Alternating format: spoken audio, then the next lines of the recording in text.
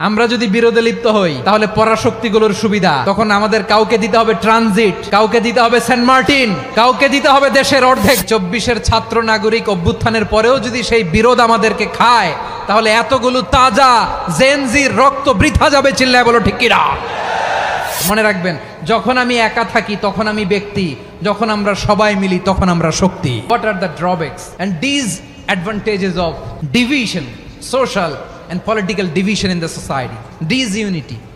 আমরা যদি বিচ্ছিন্ন হই, একে অপরের যদি মারামারি করি, একজন যদি আরেকজনের কাফের ফতোয়া দেয়, আমাদের কি ক্ষতি? এক নাম্বার ক্ষতি হচ্ছে আমরা যদি বিচ্ছিন্ন হই আমাদের শক্তি কমে যাবে, আমাদের পাওয়ার আমরা হারাবো। আমাদের কি হারাবো? পাওয়ার। মনে রাখবেন, যখন আমি একা থাকি তখন আমি ব্যক্তি, যখন আমরা সবাই মিলি তখন আমরা শক্তি। এই শক্তি নিয়ে আমাদের সামনে এগিয়ে যাওয়ার দরকার আছে না নাই? তাহলে আমরা যদি নিজেরা বিরোধে লিপ্ত হই আমাদের ক্ষমতা, পাওয়ার ছুটে যাবে। আমরা এই পাওয়ার হারাতে চাই না, ঠিক কিনা বলেন? রব্বুল আলামিন ঠিক তাই বললেন। রব্বুল আলামিন বললেন, খবরদার, ওয়াতিউল্লাহ ওয়া রাসূলাহু ওয়া লা তানাযাউ ফাতাফশালু ওয়া তাযহাবা রিহুকুম ওয়াসবিরু ইন্নাল্লাহা মা'আস সাবিরিন।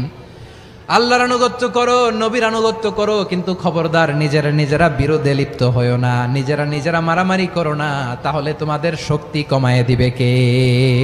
ফাতাফশালু, তোমরা সাহস হারাবা, ওয়া তাযহাবা রিহুকুম, তোমাদের শক্তি কমে যাবে, পাওয়ার কমে যাবে। তাহলে আমরা যদি নিজেরা মারামারি করি, আমরা নিজেরা যদি বিচ্ছিন্নতায় লিপ্ত হই, আমরা যদি মতানৈক্য করি, তাহলে আমাদের শক্তি কমে যাবে, ঠিক কিনা? আমরা শক্তি কমাবো। আচ্ছা, ছোট্ট একটা বাঁশের কঞ্চি যদি আপনারা দেয়, পায়ের মধ্যে ধাক্কা দিয়ে ভাঙতে পারবেন না? এরকম বাঁশের কঞ্চি যদি 20টা একসাথে জোড়া লাগায় দেয়, ভাঙতে পারবেন? কথা বোঝে নাই মনে হয়। চিকন একটা বাঁশের কঞ্চি দিলে ভাঙা যাবে না? এরকম চিকনই 20টা বাঁশের কঞ্চি একসাথে লাগাই দিলে ভাঙতে পারবেন? কারণ যখন আমি একা থাকি তখন আমি ব্যক্তি, যখন আমরা সবাই মিলি তখন আমরা শক্তি। আমরা যেন শক্তি না হারাই। আমরা বিরোধে লিপ্ত হলে আমাদের শক্তি কমে যাবে। এই হচ্ছে 1 নম্বর ডিসঅ্যাডভান্টেজ।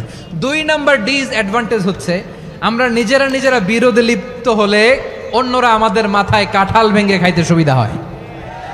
কথা বুঝেন নাই? আমরা যদি বিরোধে লিপ্ত হই তাহলে পরাশক্তিগুলোর সুবিধা তখন আমাদের কাউকে দিতে হবে ট্রানজিট, কাউকে দিতে হবে সেন্ট মার্টিন, কাউকে দিতে হবে দেশের অর্ধেক। চিল্লায় বলো ঠিক কিনা? নিজেদের প্রবলেম সলভ করার ক্যাপাসিটি আমাদের আর থাকবে না। নিজেরা বিরোধে জড়ালে পরাশক্তিগুলো আমাদের মাথায় কাঁঠাল ভেঙে খায়। তখন ভারতের পিছনে দৌড়াতে, আমেরিকার পিছনে দৌড়াতে আমাদের জুতার তলা ক্ষয় হইয়া যাইবে। নিজেদের প্রবলেম সলভ করা যাবে না। আমরা যদি অন্যের পিছনে না দৌড়াতাম আর এই বিরোধকে থামাতে পারতাম, বাংলাদেশ আজকে যেখানে আছে তার কমপক্ষে 50 গুণ সামনে থাকতো। চিল্লায় বলেন ঠিক কিনা? তাহলে 1 নাম্বার ক্ষতি হচ্ছে আমাদের পাওয়ার লেস হয়ে যায়, আমরা দুর্বল হই যদি আমরা বিরোধ করি। 2 নাম্বার হচ্ছে পরাশক্তিগুলোর সুবিধা নেয়। 3 নাম্বার হচ্ছে আমাদের উন্নয়ন, দেশের উন্নতি, অগ্রগতি, এটা স্থবির হয়ে যায়, এটা বাধাগ্রস্ত হয়। প্রিয় ভাইয়েরা, ইউনিটি, ঐক্য হচ্ছে একটা দেশের উন্নয়নের মূল ভিত্তি। ইউনিটি অফ এ কান্ট্রি, এটা হচ্ছে একটা সাস্টেইনেবল ডেভেলপমেন্ট, সোশ্যাল স্ট্যাবিলিটির জন্য এটা অনেক গুরুত্বপূর্ণ। এজন্য বিরোধের কোনো স্থান আমরা দিব না, আমরা ঐক্যবদ্ধ থাকবো ইনশাআল্লাহ। বলেন, আর কখনো কাউরে কাফের বলে গালি দিবেন? তুই জাহান্নামী বলবেন? ঝগড়া লাগলে লাগাই দিবেন? তাহলে কি করবেন? মিলায় দিব। আওয়াজ করে বলেন, কি করব? প্রিয় ভাইয়েরা, এই বিরোধ গত 50 বছর তো আমরা দেখেছি, ধর্মীয় অঙ্গন বলেন, সামাজিক অঙ্গন বলেন, রাজনৈতিক অঙ্গন বলেন, এই বিরোধ আমাদেরকে শেষ করে দিয়েছে।